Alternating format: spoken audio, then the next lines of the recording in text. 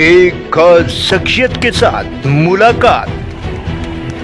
देखिए जयदेव पटेल के साथ नंबर 1 इंडिया न्यूज पर रोजाना रात 9 बजे।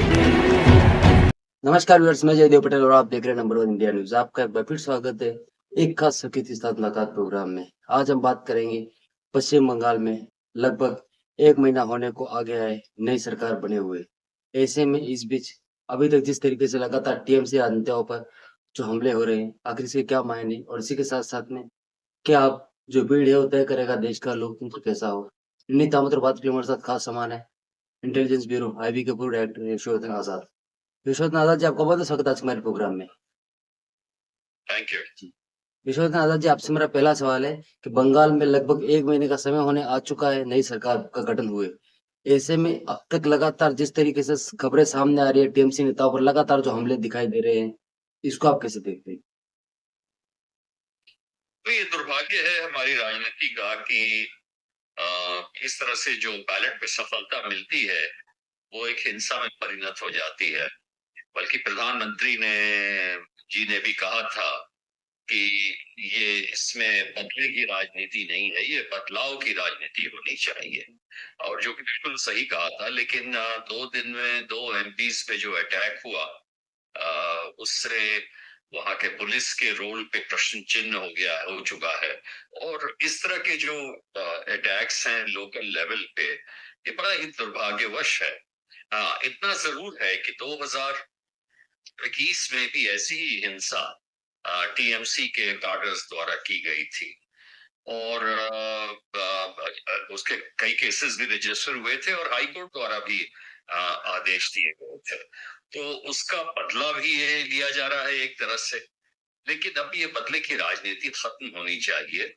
और मेरे ख्याल से हमारी प्रजातांत्रिक प्रणाली में जहाँ की इलेक्शन एक बहुत ही शांतिपूर्ण ढंग से होना चाहिए जैसा कि हुआ था, उसके बाद भी ऐसा होना बहुत ही गलत है।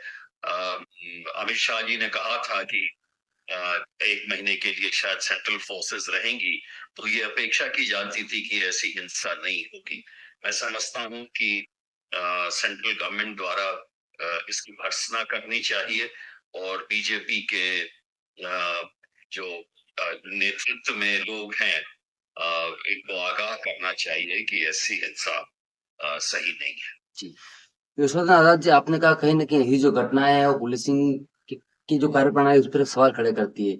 लेकिन जब पहले की सरकारें थी वहाँ पर पुलिस उनके नेतृत्व में काम कर रही थी, तो अब कार्यकर्ता अगर कुछ हमले कर रहे हैं तो पुलिस वहाँ मूक दर्शक खड़ी बनी हुई है।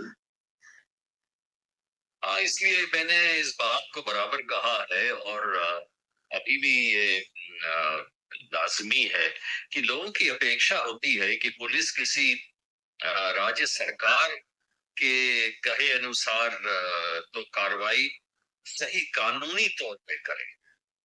कोई भी मैं समझता हूँ कानून के प्रति पुलिस जिम्मेवार है, किसी सरकार के इसके आदेश पे नहीं या किसी लीडर के कहने के आदेश पे नहीं होना चाहिए। जितनी भी कानूनन तौर पे सही आदेश है उनका ये करना चाहिए। लेकिन देखिए, मान लीजिए अगर कोई ऑपोजिशन पार्टी के खिलाफ भी इस तरह की हिंसा अगर की प्लानिंग हो रही है या कार्रवाई हो रही है तो पुलिस को तत्काल रोकना चाहिए। और इसलिए मैं बार बार इस बात में भी जोर देता हूँ कि पुलिस की स्वायत्ता का प्रश्न जो है वो बहुत दिन से लंबित पड़ा है। कई बार सुप्रीम कोर्ट ने भी कहा है रिफॉर्म्स के लिए, लेकिन रिफॉर्म का एक मुद्दा जो सही जो जो बिल्कुल आवश्यक था वो ये था कि अच्छे की टेन्योर्स में जो लोग हैं डीजीपी, थानेदार या एसपीज, उनको एक फिक्स टेन्योर मिलना चाहिए ताकि वो फ्री होकर काम कर सके।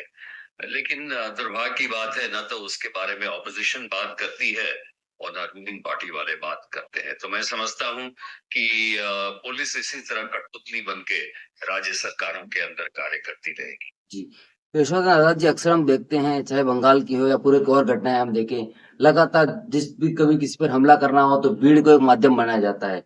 ऐसे में क्या आपको नहीं लगता है कि देश का जो लोकतंत्र है वो भीड़ के जरिए चलेगा? हाँ, ये तो सही बात आपने कहा कि ये भीड़ का राज हो गया जहां आप किसी को भेजिए, उसकी पिटाई कर डालिए, भीड़ थाने पहुंच के अपना काम करवा ले, भीड़ नेताओं के घर पहुंच के कार्यक्रम करवा ले। अब ऐसा ही लग रहा है हमारे हमारे प्रजातंत्र में, जो एग्जीक्यूटिव आर्म होना चाहिए और जिन्हें कंट्रोल करना चाहिए, वो तो नहीं कर सक रहे हैं, क्योंकि सारी जो शक्ति है पुलिस की, वो खींच ली है सरकारों ने अपने पास। और मैं समझता हूँ ये सिलसिला चलेगा, लेकिन ऐसा सिर्फ बीजेपी के स्टेट्स में ही नहीं है, और स्टेट्स में भी है। जी और जब तक हम कोई इंस्टीट्यूशनल कार्रवाई नहीं करेंगे, तब तक पुलिस और ब्यूरोक्रेसी बिल्कुल बिल्कुल जकड़ के रहेगी सरकार के नियंत्रण में। यशोधराज जी, आपसे मेरा एक आखिरी सवाल है कि उत्तर प्रदेश में लगातार बढ़ती हत्याओं के मामलों को लेकर के विपक्ष हमलावर, विपक्ष का ये कहना है कि उत्तर प्रदेश में कानून व्यवस्था का राज खत्म हो चुका है और कहीं न कहीं अब उत्तर प्रदेश को सिर्फ और सिर्फ एनकाउंटर का राज्य बनाने की कोशिश की जा रही है। इसको आप कैसे देखते हैं? देखिए, जहां तक एनकाउंटर का प्रश्न है, यूपी में तो पहले भी यूपी बराबर टॉप करता था एनकाउंटर के रेट से।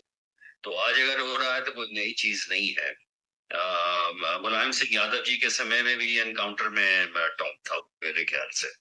तो यूपी एक बहुत ही बड़ा प्रदेश है, कई लोग हैं, और इसलिए ये कहना कि कुछ मर्डर्स पे कानून व्यवस्था टूट चुकी है, ये तो सही नहीं है। अब हर हर केस को अलग करके देखना पड़ेगा कि कैसे ये मृत्यु हुई है। अगर वो मृत्यु कराई गई है, किसी माफिया केस में हुई है, तब तो सही बात है। लेकिन अगर ये मृत्यु मर्डर्स जो है जानी दुश्मन के तहत हुई है या किसी और के तहत हुई है, तब हम ये कह सकते हैं। और ये इंडिविजुअल डिस्ट्रिक्ट्स और इसकी बात है। कुछ मर्डर के आधार पे हम ये नहीं कह सकते कि कानून व्यवस्था की स्थिति टूट चुकी। यशोधराज जी, आपने हमारे समय निकाला उसके लिए आपका बहुत बहुत धन्यवाद। Thank you.